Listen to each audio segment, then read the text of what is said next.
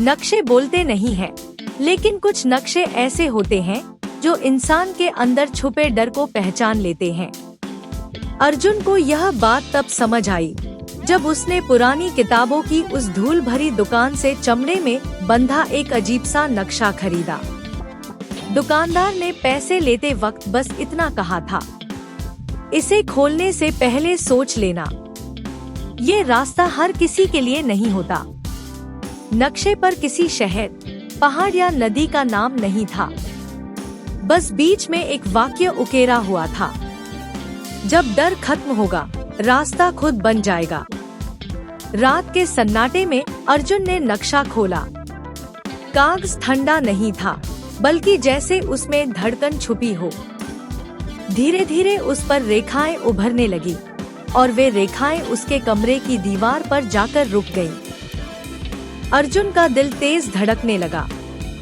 उसने हिम्मत जुटाकर दीवार को छुआ और अगली ही पल जमीन उसके पैरों के नीचे से खिसक गई। वह एक अजीब जंगल में खड़ा था। यहाँ पेड़ चलते थे, रास्ते बदलते थे और आसमान का रंग हर कुछ मिनट में बदल जाता था। जैसे ही अर्जुन घबराता, सामने का रास्ता मिट जाता। जब वह गहरी सांस लेकर खुद को शांत करता, जमीन पर हल्की रोशनी की पगडंडी उभर आती। उसे समझ में आ गया कि इस जगह पर चलने के लिए पैरों से ज्यादा मन को काबू में रखना जरूरी है। चलते चलते उसकी मुलाकात मीरा से हुई। मीरा ने बताया कि वह बरसों पहले इसी नक्शे के पीछे यहाँ आई थी, लेकिन वापसी का रास्ता कभी नहीं मिला। इस दुनिया में समय अलग तरह से बहता था, कभी तेज, कभी बिल्कुल ठहरा हुआ। दोनों ने साथ चलने का फैसला किया, क्योंकि इस जगह पर अकेलापन सबसे बड़ा खतरा था। थोड़ी दूर आगे उन्हें एक चौड़ी नदी मिली, जिसमें पानी नहीं बल्कि धुंधली सी तस्वीरें बह रही थी। ये तस्वीरें बीते पलों की थीं, डर, पछतावे और टूटे सपनों की। नदी पार करने के लिए उन्हें अपनी सबसे बड़ी कमजोरी उसमें छोड़नी थी। अर्जुन ने अपने असफल होने के डर को छोड़ा, मीरा ने हमेशा अकेले रह जाने के डर को। जैसे ही डर बहकर दूर गया, नदी शांत हो गई और रास्ता खुल गया। यात्रा आसान नहीं थी।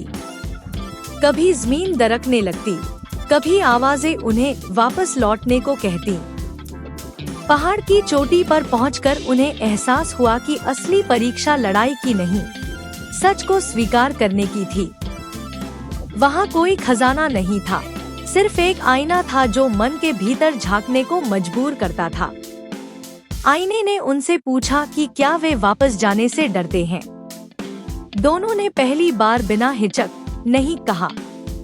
उसी पल नक्शा धीरे धीरे जलने लगा, जैसे अपना काम पूरा कर चुका हो। अर्जुन अचानक अपने कमरे में था।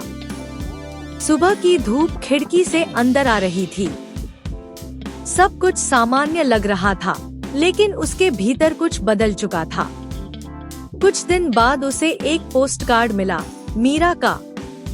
वह इस दुनिया में लौट आई थी, पहले से ज्यादा मजबूत और निडर। नक्शा अब नहीं था, लेकिन अर्जुन जान चुका था कि हर इंसान के जीवन में एक ऐसा रास्ता होता है जो तभी खुलता है जब हम अपने डर से आगे बढ़ने की हिम्मत करते हैं।